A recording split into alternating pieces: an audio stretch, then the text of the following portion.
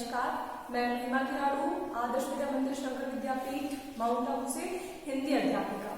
आज कक्षा 7 के भैयाओं को हम हिंदी व्याकरण में विशेषण पढ़ाएंगे। वैसे तो बच्चों आपने विशेषण पढ़े ही हैं।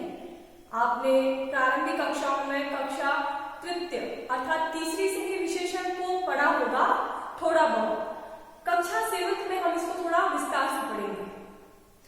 विशेषण क्या होता है?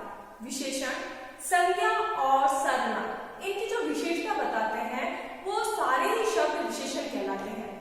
तो इसकी परिभाषा क्या हुई कि ऐसे शब्द जो संज्ञा और सर्वनाम की विशेषता बताते हैं वो विशेषण कहलाते हैं। जैसे नीला आकाश, आकाश है जो कि संज्ञा है, एक नाम है। कैसा है? नीला है। नीला है अर्थात उसकी विशेषता है कि आकाश नीला है, तो यहाँ पर नीला शब्द विशेषण कहलाता है। और जो शब्द आकाश है वो हमें पता है वह संज्ञा है। संज्ञा तो है परंतु उसका एक दूसरा नाम होता है, वह है विशेष्य। अर्थात जिस शब्द की विशेषता बताई जा रही है वह शब्द विशेष्य कहलाता है। परिभाषा बनाए तो ऐसे शब्द जिनकी विशेषता बताई जाती है वह विशेष्य कहलाते हैं, और जिन शब्दों से उसकी विशेषता बताई जा रही है वह विशेषण कहलाते हैं। अर्थात उदाहरण और हम दे सकते हैं नीला कमल। तो यहाँ पर कमल जो कि एक संज्ञा शब्द है और उसकी विशेषता बताई जा रही है कि वह कैसा है, वह नीला है। अर्थात यह नीला शब्द विशेषण है और कमल शब्द वह संज्ञा है अर्थात वह विशेष्य है। इसी प्रकार से अन्य उदाहरण हम ले सकते हैं सफेद कमल। कमल है उसकी विशेषता बदल गई है, वह कमल सफेद हो गया है अर्थात विशेषण शब्द हो गया सफेद और विशेष्य हो गया कमल। बच्चों इसी प्रकार से आपको पता है संज्ञा सर्वनाम इनकी जब विशेषता बताई जाती है तो वे सारे शब्द विशेषण कहलाते हैं। लेकिन विशेषण की विशेषता बताने वाले शब्द भी होते हैं। ऐसे शब्दों को क्या कहा जाता है? ऐसे शब्दों को प्रविशेषण कहते हैं। अर्थात जिन शब्दों की विशेषता बताई जाती है यदि वह संज्ञा और सर्वनाम है तो वो विशेषण कहलाते हैं, परंतु अगर विशेषण की भी विशेषता बताई जा रही है तो वे शब्द क्या कहलाते हैं? वे शब्द कहलाते हैं प्रविशेषण। उसके आगे प्र लग जाता है, विशेषण की विशेषता बताने वाले शब्द। जैसे हमने कहा वह जो बच्चा है अति विनम्र बच्चा है, अति विनम्र बच्चा। बच्चा संज्ञा है, कैसा है? विनम्र बच्चा है, और विनम्र भी कैसा है? अति विनम्र है। तो यहाँ पर अति क्या है? प्रविशेषण। विनम्र क्या है? विशेषण। और बच्चा क्या है? जो कि संज्ञा है। अर्थात संज्ञा की विशेषता बताने वाले शब्द विशेषण कहलाते हैं और विशेषण की विशेषता बताने वाले शब्द प्रविशेषण कहलाते हैं। चलिए बच्चों विशेषण समझ में आ गया होगा। अब विशेषण के भेद होते हैं। विशेषण के कितने भेद होते हैं? विशेषण के सामान्य रूप में किताबों के अंदर हमें 4 भेद बताए जाते हैं, परंतु मैं आपको 5 भेद बताने जा रही हूँ। विशेषण के 5 भेद बताए गए हैं। कौन कौन से? गुणवाचक विशेषण, दूसरा संख्यावाचक विशेषण, तीसरा उसका परिमाणवाचक विशेषण, परिमाण अर्थात उसकी क्वांटिटी, उसकी मात्रा, उसकी माप को, और चौथा संकेतवाचक विशेषण अर्थात जो सार्वनामिक विशेषण भी कहलाते हैं, और पांचवा जो आपके लिए नया है वो है व्यक्तिवाचक विशेषण। अब यह जो व्यक्तिवाचक विशेषण है उसको थोड़ा सा आप ध्यान से समझिएगा। क्यों? क्योंकि वह आपके लिए नया रूप है। हम पहले गुणवाचक विशेषण लेते हैं। गुणवाचक विशेषण क्या होते हैं? ऐसे विशेषण शब्द जो संज्ञा या सर्वनाम की गुण, दशा, अवस्था, रूप, रंग इनके बारे में बताते हैं, वे कहलाते हैं गुणवाचक विशेषण। अच्छा, संख्यावाचक विशेषण जब संज्ञा और सर्वनाम की संख्या के आधार पर विशेषता बताई जाती है तो वो संख्यावाचक विशेषण कहलाते हैं। यहाँ पर संख्या हमें पता भी हो सकती है, जैसे हमने कहा 2 कमीज लेके आना, 2 सेब लेके आना, 2 आम लेके आना। तो आम संज्ञा शब्द है और उसकी विशेषता है कि 2 आम लेके आना, अर्थात हम जिसको काउंट कर सकते हैं, जिसकी गणना की जा सकती है वो संख्या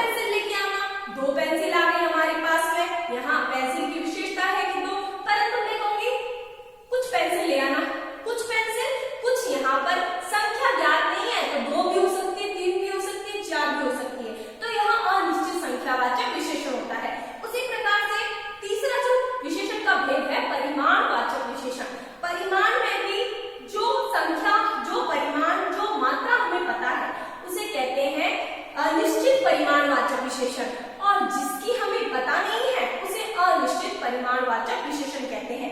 जैसे इसमें हम उस वस्तु, उस पदार्थ, उस चीज को, हम जगह को हम कह सकते हैं कि हम उसकी गणना नहीं कर सकते। ऐसे जितने भी पदार्थ हैं वो सारे परिमाण में आते हैं। जैसे चावल, मम्मी ने कहा चावल लेके आना, आप बाजार में गए, आप 1 किलो चावल की गणना नहीं कर सकते, अतः आप उसको तोल कर ही लेके आएंगे। तो यहाँ पर माप तोल परिमाण का है। जैसे 2 लीटर दूध, तो यहाँ पर माप तोल परिमाण है, इसको आप काउंट नहीं कर सकते, इसकी गणना नहीं की जा सकती, तो यहाँ पर परिमाणवाचक विशेषण है। इसी प्रकार से मैं कहूंगी थोड़े चावल ले आना पूजा के लिए, तो यहाँ पर भी गणनीय नहीं है, अनिश्चित है और इसको तोला ही जाएगा, इसको उठा के मात्रा के अनुसार लाया ही जाएगा, तो यहाँ पर यह अनिश्चित परिमाणवाचक विशेषण है।